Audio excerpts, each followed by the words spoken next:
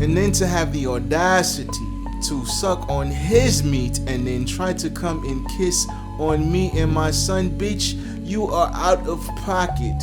How fucking dare you? You nasty bitch.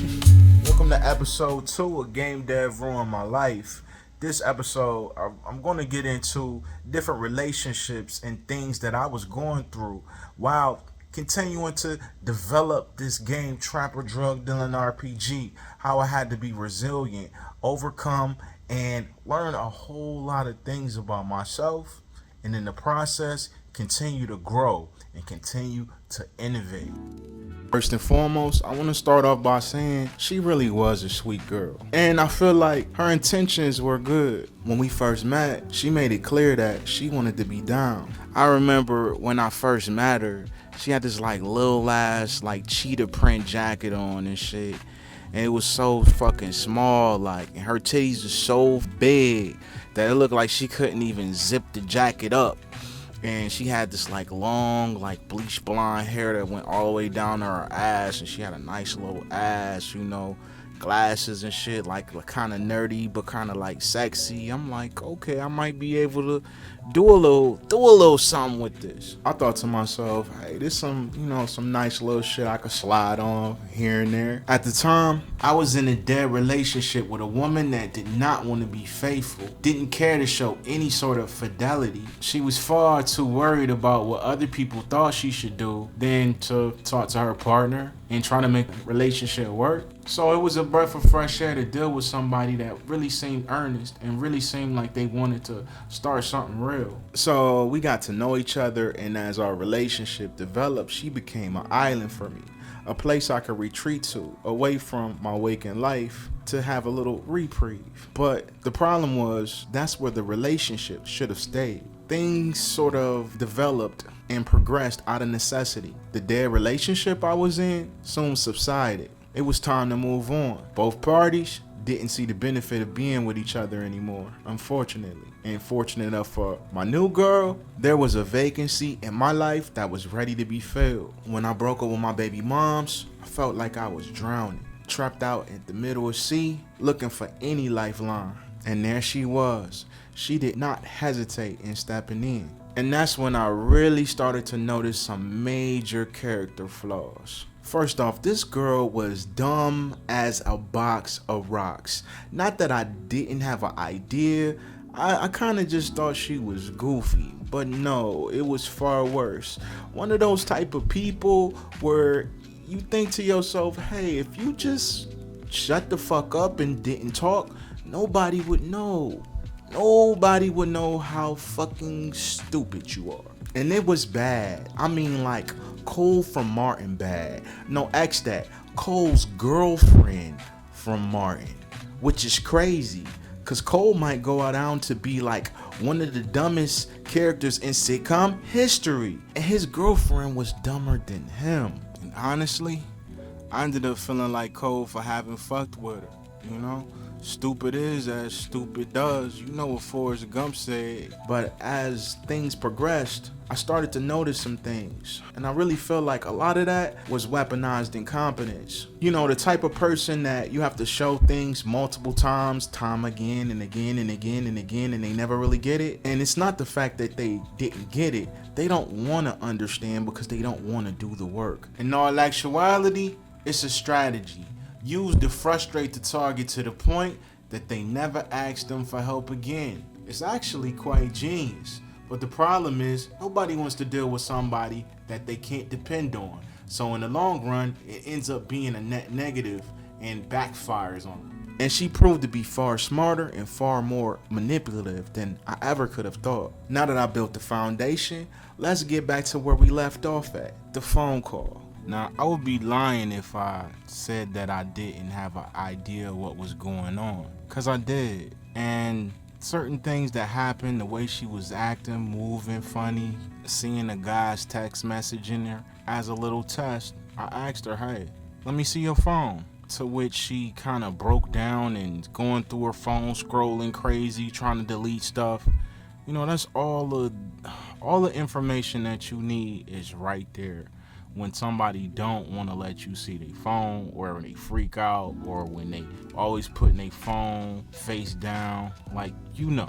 So at that point I had an idea, but I didn't have any real evidence, and really I kind of didn't care at the time. I kind of was getting everything that I wanted out of the relationship, and I even got to the point where I didn't trust her, so I stopped having sex with her.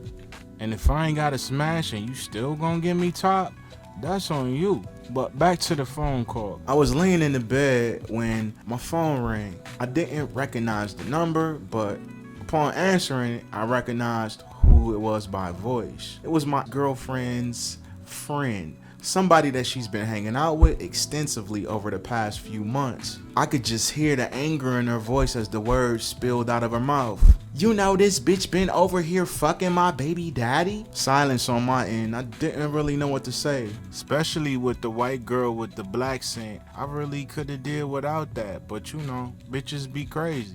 I kind of just sat back and let her go at it, revealing all of the details to my girlfriend's misdeeds. I had some new information to chew on as I hung up the phone. Ironically, my girl just walked through the door as soon as I hung up, like she knew. She knew that I was on the phone with her adversary.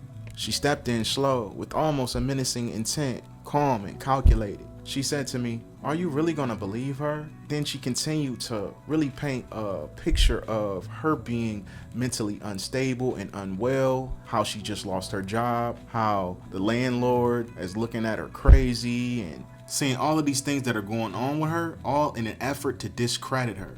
All the while she told me these things, she was unshaken. It seemed like she was telling the truth, but I knew for a fact that she wasn't. I could just feel it in my core, but it was unbelievable to me that she could be so persuasive. It made me look at her in a different way. It made me look at her like an adversary, somebody that I need to be careful of, somebody that I need to watch. Better yet, somebody that I need to get away from. At this point in the relationship, we've been together for about 3.5 years, and we become very codependent. I ain't gonna lie, I cheated, but the difference between me and her, I don't go through people's phones. Because if you go through somebody's phone and you find something, now you gotta do something about it. And the something that she would do wasn't leave. It was to go and tell everybody that I was a cheater. Fair enough, everybody handles things different. But trying to make me look bad, to make yourself look better, and to make people not judge you when you do foul shit is the real foul shit. But when I sit back and really think about it, I only ever really started cheating because of goofy out of the pocket shit she did. So I wasn't perfect, but the foundation of our relationship was good. In the beginning, I never cheated on her. Certain things happened in a relationship that made me stop taking her seriously, like me coming home and she's having a conversation on the phone with some guy and then feeding me the bullshit line of, "Oh, I'm tutoring him because he needs help with math." Bitch, you're dumb as fuck. Who the fuck are you tutoring? Shit like that made me stop giving a fuck. It was difficult because she was so good with my son. My son loved her, and I loved their relationship. You know, especially during periods within it, his mother couldn't be bothered to even be around and to deal with him. So I allowed my ex-girlfriend to really make a stronghold within my life because of my son. And that was a weakness that she knew that I had, and she did not hesitate to exploit it. The second major character flaw that I seen in her, histrionic personality disorder. Now, I know it ain't cool to diagnose people. I'm no doctor, I'm no psychiatrist, but it just explains a lot of the fucking weird shit she would do. Like, I never met a person that could convince themselves upon the first meeting with somebody that they're best friends. Like, really genuinely, like close friends. After the phone call, the issue wasn't just something bouncing around randomly inside of my head. It was real. It was out in the world. Other people knew about it. Things were going on behind my back. Just like I said before, I had to do something about it at this point. But I wasn't gonna be emotional about it. take my time, strategize, and unravel myself from this person and get out of this codependent situation. In the meantime, I allowed my son to be with his mother more, took my ass to work, and focused on the game even more, really locking in. I noticed the missing time, her being gone for hours with no real explanation. Something interesting happened, even though she was bad mouthing me to everybody in the apartment complex. Everyone could see the type of person I was, the type of father I was, how dedicated I was, how I came home every day and cooked. They could smell the food in the hallway. Strange things started happening. People started coming to me. People started telling me things about what she was doing, providing light to those missing hours. My girlfriend really had a way of making other women very curious about me. I don't know if she told them about the sex or things I do, the way I provide for the household. I don't know what she would say to them, but they would always be very interested in me. It got to the point where all of the women in the apartment building would always stop to talk to me, flirt with me. Very strange. And then she came around. Let's call her Lisa. Lisa was what my girlfriend thought to be one of her friends. But as we know, she's histrionic. She wasn't her friend. She was there fishing, and my girl was totally unaware, was blissfully cheating with this heroin-addicted, crackhead, ruthless, toothless, Elmer Fudd in the face, mush mouth motherfucker. She was so preoccupied with her affair that she didn't even see what was coming. Lisa was one fine motherfucker, a stallion, thick and beautiful.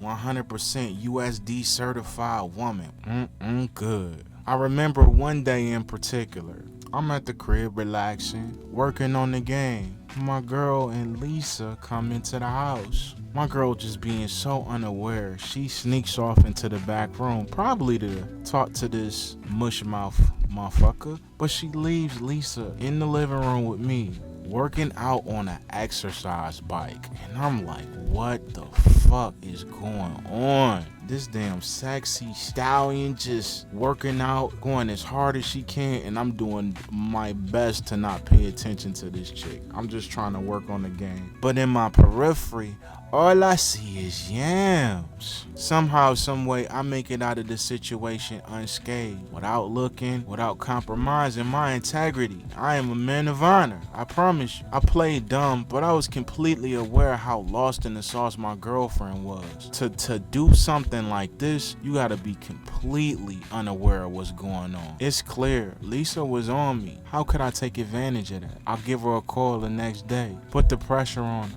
Ask her about my girlfriend. Tell her to be honest. Tell her to tell me the truth. I deserve to know what's going on. And she confirmed everything. What a good friend. I knew it was bad, but damn, everybody knew what was going on. So you know what? It's time to go. All of my ducks was in a row at this point though. Things are already half packed. Storage unit already purchased. Everything ready to go. Only thing I did was leave a note letting her know I knew everything.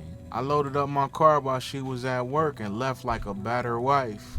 And I rented a hotel room for about a week, and it didn't even take that long. Maybe only about 4 days for me to get my own apartment. It felt good to have something of my own. Not that I couldn't have done it before, but I'd always been in a relationship. Also, at the time, I had a Ford Fiesta. It was brand new, but it still was very small car. I mean, my nigga Tez's baby mom said I had a baby mom car. That's fucking wild work. So fuck it. I took it to the dealership and traded it in and got a whole new whip. Felt like a man that had a whole new life, a new car, a new apartment, and shit, maybe even a new bitch. Lisa fine ass slid over to the crib, sat her ass down on them plush leather seats, you know? I went to the bathroom to check my shit, you know, make sure my breath fresh, all of that. And when I came back, I noticed that she was up underneath the covers, butt ass naked. Tune in the next episode to see what happened. Yo, that was our video for the day. Let me know if y'all like this type of content, you know, because I got all sorts of relationship stories and things that I've been through in my life. If you like it, leave a comment, like it, hype it, whatever you got to do to blow this bitch up. It's your boy Phenomenon. I'm out.